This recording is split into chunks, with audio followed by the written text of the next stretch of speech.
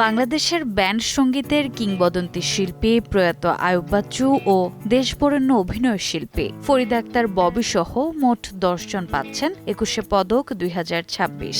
দেশের দ্বিতীয় সর্বোচ্চ বেসামরিক এই সম্মাননা দেয়া হচ্ছে বিভিন্ন ক্ষেত্রে অসামান্য অবদানের স্বীকৃতিস্বরূপ। সংস্কৃতি অঙ্গনে এই ঘোষণাকে ঘিরে তৈরি হয়েছে নতুন আলোচনা ও সম্মানের আবহ।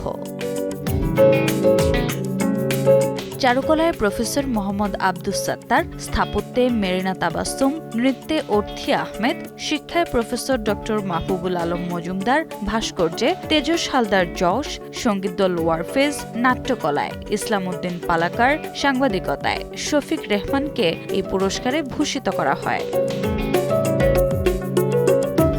বৃহস্পতিবার রাজধানীর ফরেন সার্ভিস একাডেমি মিলনায়তনে এক ব্রিফিংয়ে প্রধান উপদেষ্টার প্রেস সচিব শফিকুল আলম আনুষ্ঠানিকভাবে পুরস্কারপ্রাপ্তদের তথ্য জানান। তিনি বলেন, শিল্পকলা ও সমাজে গুরুত্বপূর্ণ অবদান রাখা ব্যক্তিদের সম্মানিত করতেই এ পদক প্রদান করা হচ্ছে।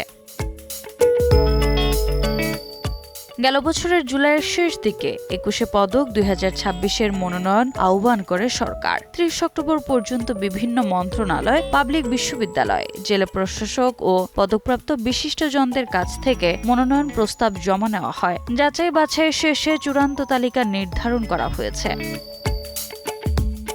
ভাষা আন্দোলন, শিল্পকলা, মুক্তিযুদ্ধ, সাংবাদিকতা, শিক্ষা, বিজ্ঞান ও প্রযুক্তি, সমাজসেবা, রাজনীতি ও সাহিত্য সহ নানা ক্ষেত্রে অবদানের স্বীকৃতি হিসেবে প্রতি বছর এই পদক দেওয়া হয়। গুণীজনদের সম্মাননার মাধ্যমে নতুন প্রজন্মকে অনুপ্রাণিত করার লক্ষ্যেই রাষ্ট্রীয়ভাবে এই স্বীকৃতি প্রদান করা হয়।